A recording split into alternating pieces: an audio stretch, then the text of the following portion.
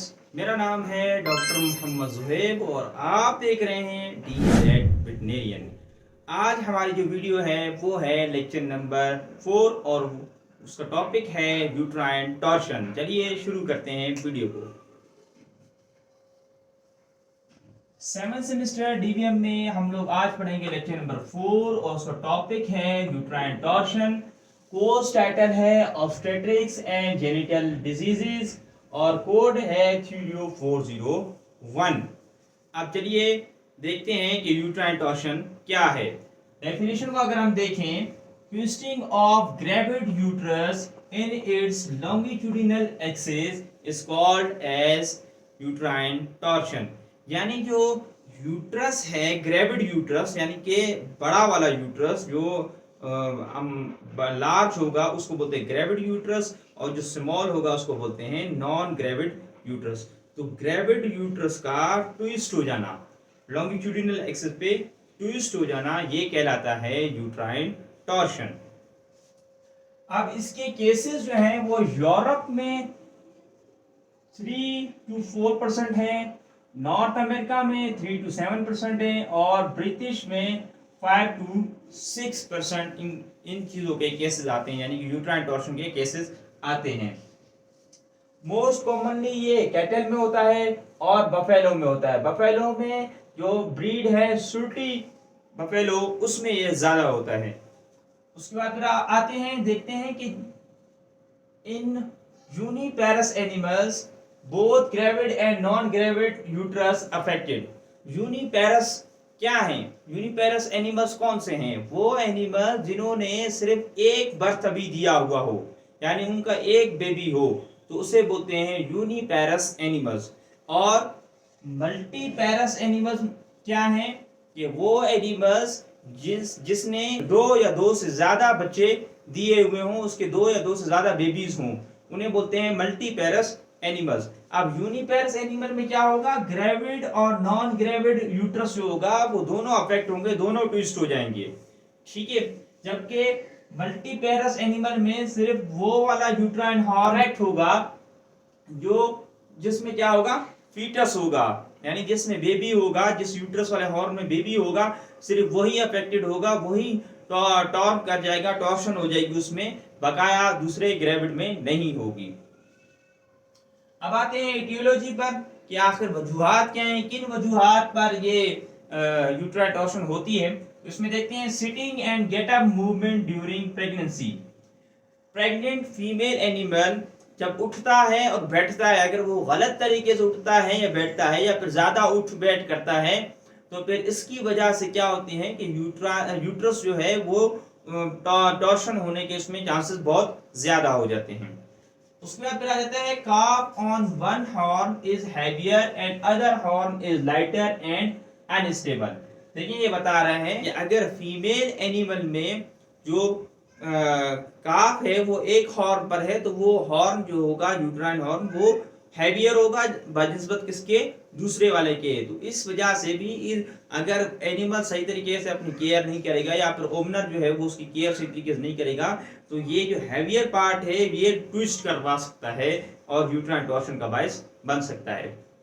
उसके बाद आ जाते हैं great foetal movement due to weaker attachment of amniotic sac to chorioallantoic membrane in bovines. जो उसके प्लेसेंटा की वॉल्स होती हैं, जिसमें आपका एमनियोटिक वॉल आ जाती है, तो उसके कोरियोनिक वॉल आ जाती है, एलेंटोइक वॉल आ जाती है, तो ये जो वॉल्स हैं आपस में इनकी अटैचमेंट होती है, इन लेयर्स की आपस में अटैचमेंट होती है। तो अगर ये अटैचमेंट वीक होगी तो फीटस की थोड़ी भी मूवमेंट क्या करेगी? बहुत ज्यादा अफेक्ट पैदा करेगी, अगर ये अटैचमेंट लेयर्स की वीक होगी। तो इससे भी क्या होगा? फीटस की मूवमेंट की वजह से भी जो यूट्रस है वो टॉर्शन का बायस बन जाएगा। उसके बाद लास्ट है mail nutrition cause weakness of ligament and uterine tone. Uterine tone बोलते हैं कि यूट्रस की जो पूरी अरेंजमेंट है, जो पूरी उसकी बनावट है, जो जो न्यूट्रिएंट्स उसको जरूरत है, उन चीजों की अगर मेल न्यूट्रिशन होगी, यानी कि एनिमल को सही तरीके से विटामिन नहीं खिलाए जा रहे, मिनरल्स नहीं खिलाए जा रहे, कार्बोहाइड्रेट, प्रोटीन, लिपिड्स उसको सफिशिएंट अमाउंट में नहीं दिए जा रहे, तो इसकी वजह से क्या होता है कि जो फीमेल जेनिटल ट्रैक्ट पे जो लिगामेंट्स वगैरह हैं वो वीक हो जाते हैं, और जब वो वीक हो जाएंगे तो फिर मूवमेंट के चांसेस बहुत ज्यादा हो जाते हैं, यूट्राइन टॉर्शन होने के चांसेस ज्यादा हो जाते हैं। अब आ जाते हैं क्लिनिकल साइन की तरफ। क्लिनिकल साइन में देखें तो टूथ ग्राइंडिंग, यानी कि एनिमल अपने दांतों को क्या करेगा, ग्राइंड करता रहेगा, जिस तरीके से इस तरीके से वो ग्राइंड करता रहे, जैसे सर्दियों में कपकपाहट के टाइम पर होते हैं ये टूथ ग्राइंडिंग। उसके बाद रेस्टलेस, बेचैन होगा animal. Anorexia, loss of weight, weight उसका वो हो जाएगा, कम हो जाएगा, यानी कि फूड ना मिलने की वजह से उसका वेट कम हो जाएगा, उसको भूख नहीं लग रही होगी। लैक ऑफ रूमिनेशन, वो चुगाली नहीं करेगा, जो फूड वो वापस अपने ह्यूमन से माउथ कैविटी में लाता है और दोबारा उसको चबाने की कोशिश करता है, वो नहीं करेगा। रैपिड पल्स टैचिकार्डिया, हार्ट रेट ज्यादा हो जाएगी। वल्वुलर एडिमा, जो वल्वा होगा वहां पर एडिमियस फ्लूइड बन जाएगा, यानी वहां पर फ्लूइड एक्यूमुलेशन हो जाएगी वहां पर। ये थे इसके क्लिनिकल साइन। इसके अलावा आप फिजिकली तौर पर एग्जामिन भी कर सकते हैं, और विजाइना पर आप वोल्वा के ओपनिंग को अगर आप खोल कर देखेंगे तो विजाइना बाज़ औक़ात क्या होगा, टॉर्शन का बायस बना हुआ होगा, वो रोटेट हुआ होगा। आपको मैं पिक्चर कुछ दिखा रहा हूँ, यहाँ पर आप देख सकते हैं कि विजाइना किस तरीके से टॉर्क किया हुआ है, यानी कि टॉर्शन इसमें आ गई है। तो यहाँ से भी आप एग्जामिन कर सकते हैं कि अंदर यूट्राइन टॉर्शन हुई है। अच्छा, अब बात आती है pre cervical and post cervical torsion. तो ये जरा देखें कि प्री सर्वाइकल और पोस्ट सर्वाइकल क्या है। कि ये आपके पास एक फीमेल जेनिटल ट्रैक्ट मैं बना रहा हूं, ये आपके पास सर्वेक्स है, ठीक है, मैं CX से शो कर रहा हूं, ये यूट्रस है। तो अगर सर्वेक्स से पहले यहां पर कोई टॉर्शन हो जाए, यानी ये ट्विस्ट कर जाए, तो इसको बोलते हैं प्री सर्वाइकल, ठीक है। और अगर ये सर्वेक्स है, सर्वेक्स के बाद अगर कोई टॉर्शन हो जाए यहां पर विजाइना वाली जगह पर, तो उसको बोलते हैं पोस्ट सर्वाइकल टॉर्शन। तो ये दो किस्म की टॉर्शन होती हैं। अब चलते हैं और ट्रीटमेंट के बारे में बात करते हैं कि ऐसे एनिमल को, ऐसे फीमेल एनिमल को ट्रीट कैसे किया जाए, क्योंकि अगर ट्रीट नहीं करेंगे तो दोनों की जान खतरे में हो सकती है, फीटस भी मर सकता है और मदर भी डाई हो सकती है। तो ट्रीटमेंट देखते हैं। सबसे पहले है रोलिंग ऑफ डैम।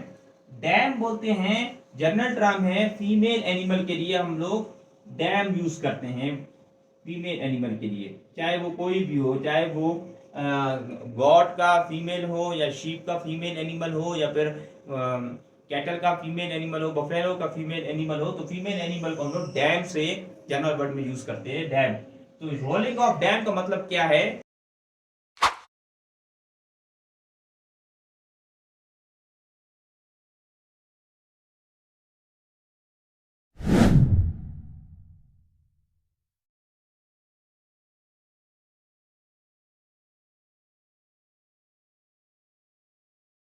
तो उसको बोलते हैं रोलिंग ऑफ डैम। इसमें आपको एपिड्यूरल एनेस्थीसिया लगाना होगा। एपिड्यूरल एनेस्थीसिया क्या है, ये जरा देखिए यहाँ पर, एपिड्यूरल एनेस्थीसिया।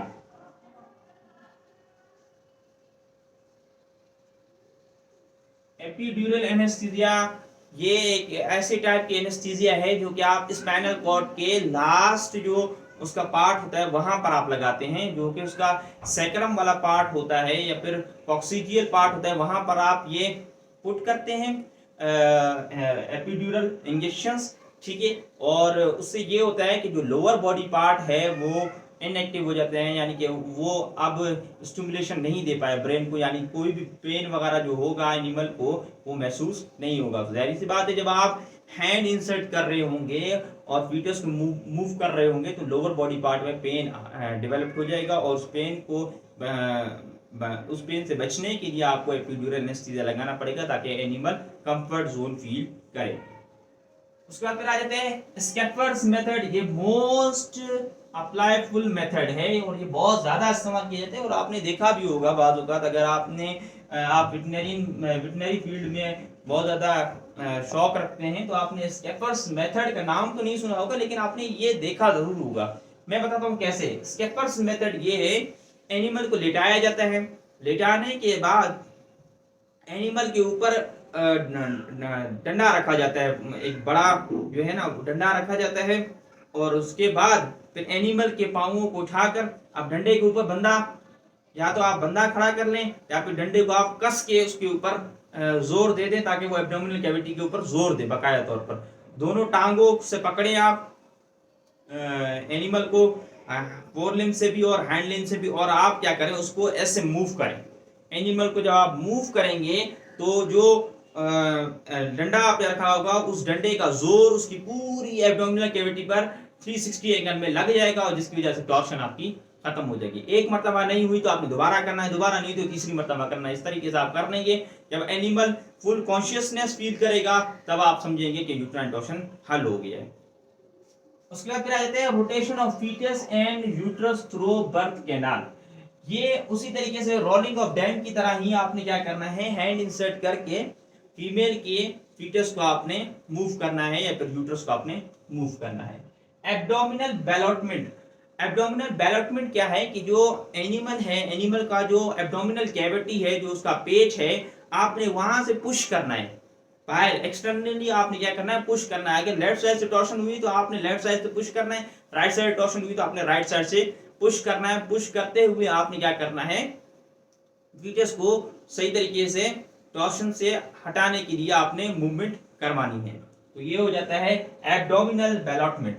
फिर उसके बाद फिर आ जाते हैं stimulation of vigorous foetal movement. ये जरा देखें, stimulation of vigorous foetal movement कैसे कराई जाएगी। बर्थ कैनाल में हाथ इंसर्ट किया जाएगा और फीटस की आई को जब हम पुश करेंगे तो फीटस एकदम से झटके देना शुरू कर देगा, यानी एकदम से वो मूवमेंट करेगा, विगोरियस मूवमेंट करेगा, और उस मूवमेंट की वजह से भी वो अपने टॉर्शन को हल कर लेगा। तो ये सारी चीजें आ जाती हैं stimulation of vigorous foetal movement में। फिर आते हैं suspending the cow body by her hooks.